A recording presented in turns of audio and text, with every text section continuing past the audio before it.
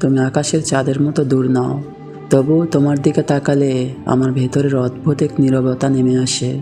তোমার কাজল কালো চোখে এমন এক মায়া আছে, যেখানে একবার ডুবে গেলে সহজে ফেরা যায় না। আমি আজও সেই মায়ার পথেই হারিয়ে আছি। তোমার ঘন কালো কেশের সুবাসের কাছে দুনিয়ার সবচেয়ে দামি নেশাও হার মেনে যায়।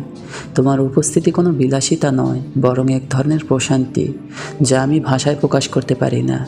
আমি জানি তোমার সৌন্দর্য শুধু তোমার চোখে ধরা পড়ে না, অনেক দৃষ্টি তোমাকে খুঁজবে, অনেক আকাঙ্ক্ষা তোমাকে নিজের করে পেতে চাইবে।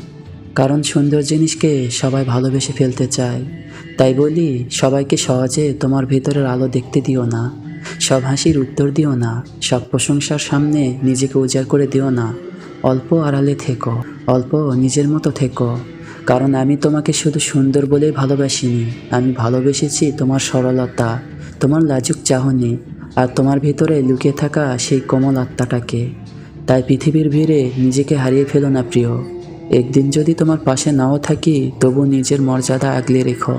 কারণ যে ফুল সবাই ছিঁড়ে নিতে পারে, সে ফুলের সৌন্দর্য বেশি দিন বেঁচে থাকে না। আর আমি চাই তুমি সৌন্দর্যের নও, সম্মানের কারণ হয়েই বেঁচে থেকো।